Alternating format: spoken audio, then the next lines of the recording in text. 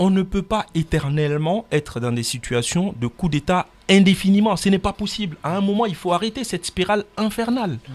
Et pour arrêter cette spirale infernale, il faut bien évidemment lutter contre les causes du coup d'État, mais il faut aussi être sévère dans la sanction appliquée à ceux qui commettent les coups d'État. À partir du moment où on met en place des moyens de revendication démocratique et légitime pour permettre à toute personne qui a des revendications à faire au pouvoir politique de pouvoir faire ces revendications-là par la voie démocratique, celui qui décide de ne plus respecter ces voies démocratiques et d'aller vers le coup d'État doit subir la rigueur de la loi.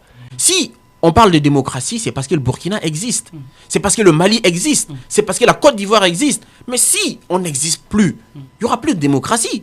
Déjà, il faut préserver notre existence. Raison pour laquelle les populations ont tendance à accepter ce type d'initiative. Quand on voit qu'on n'a plus d'opportunités, on ne sait plus à quel sein se vouer, on n'a plus de perspective, à ce moment-là, on va accepter les raccourcis, puisqu'on parle de coups d'État. Oui, c'est des raccourcis, les coups d'État. Mais maintenant, aux dirigeants d'apprendre de leurs erreurs, d'être capables de diriger avec les bonnes méthodes, en prenant les bonnes décisions, en étant à l'écoute du peuple. C'est ça la conséquence. La vraie raison des coups d'État, c'est l'incapacité de nos dirigeants à réussir là où les peuples les attendent. Et le mode opératoire du coup d'État a changé.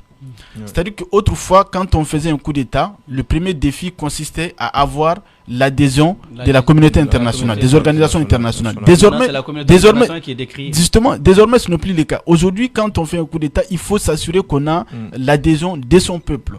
Et c'est à ce niveau que Damiba a péché. Parce que c'est devenu des coups d'État démocratiques. Exactement, parce qu'il a passé son temps... Est-ce qu'on peut utiliser ça? Alors, bon, oui, je ne dirais pas démocratique, parce que vous savez, la démocratie peut regorger plusieurs définitions. Et en soi, l'essence, la quintessence de la démocratie, c'est le pouvoir du peuple. Maintenant, en fait, par quelle méthode, c'est la question qu'on se pose. Mais à partir du moment où le peuple adhère à un projet, on peut dire d'une certaine manière que c'est démocratique. Même si cela ne veut pas non plus dire qu'il faille faire des coups d'État pour accéder les armes pour accéder au pouvoir.